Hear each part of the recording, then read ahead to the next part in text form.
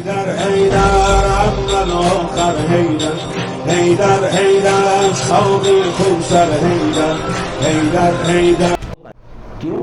کیونکہ اگر ہم اوائل سے دیکھیں امام جعفر صادق علیہ السلام کے دور میں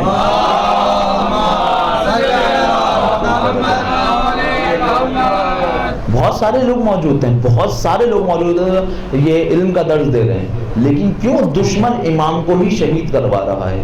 کیونکہ جانتا ہے کہ یہ وہ شخصیت ہے جس کی وجہ سے ہماری حکومت، وہ حکومت جو خدا کے مقابلے پر متزلزل ہو سکتی ہے، وہ جانتا ہے۔ اور اگر انسان ان علماء سے ہٹ جائے، حقیقی علماء سے ہٹ جائے، تو کتنا ہی زیادہ پڑھ لکھ جائے، جہالت اس کے ساتھ رہتی ہے۔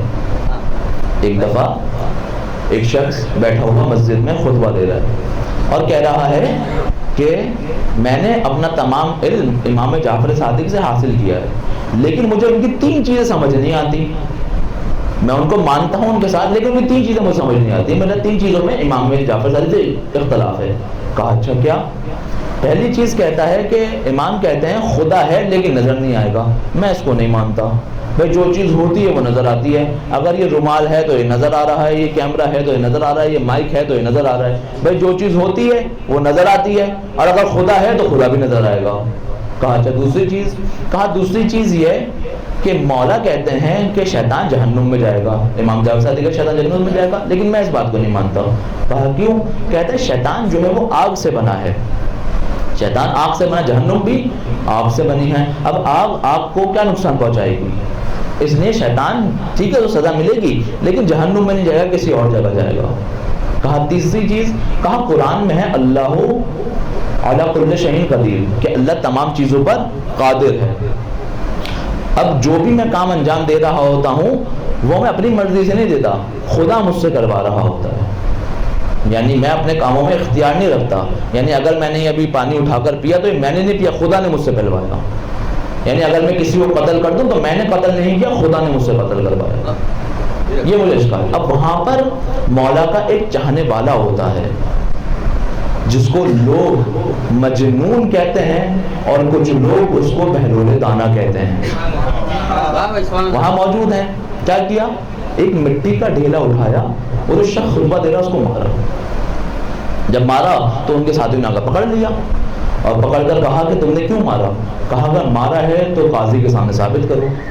اب قاضی کے سامنے لے کر آیا، پورا شہر جمع ہوا۔ پوچھا کہ آپ نے مارا ہے؟ کہا ہاں، لیکن اس سے پہلے میں چاہوں گا اس کو میرے مولا سے کچھ سوالات ہیں وہ یہ پوچھے، پھر اس کے بعد میں بتاؤں گا میں نے مارا ہے نہیں مارا۔ انہوں نے کہا اچھا۔ کہا بھائی آپ کے کوئی سوال؟ انہوں نے کہا ہاں۔ کہا انہوں نے سوال دہرا ہے کہ بھائی خدا ہے لیکن نظر نہیں آتا۔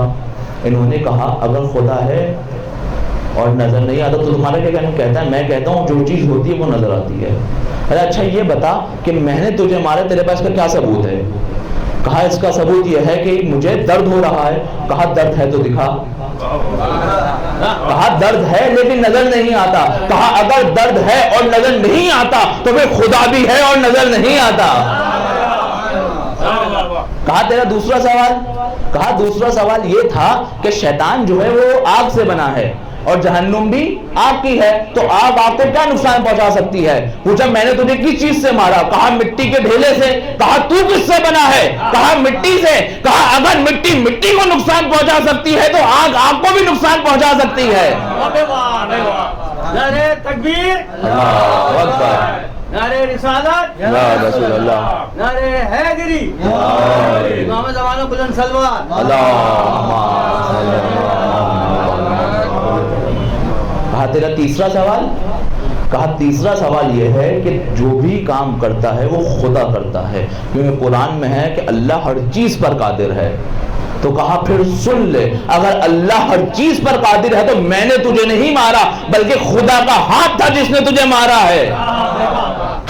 اگر انسان ان اہل بیت سے دور ہو جائے، ان علماء سے دور ہو جائے، ان علماء حقیقی سے دور ہو جائے تو اس نہج پر آ جاتا ہے کہ سامنے کی چیزیں بھی اس کو سمجھ نہیں آتی۔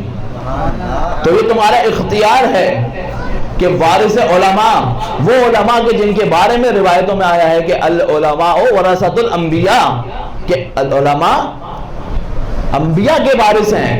اب یہ تمہاری مرضی ہے، انبیاء اور ائمہ کے وارثوں کو ماننا ہے تو مانو، یا جوہلا کے وارثوں کو ماننا ہے تو مانو، اور پھر یاد رکھنا اس کا نتیجہ بھی یہی نکلے گا کہ علماء کے وارثوں کو مانو گے تو پھر ان کے ساتھ محشور ہوگے، ورنہ پھر اپنے آقاؤں کے ساتھ محشور ہوگے۔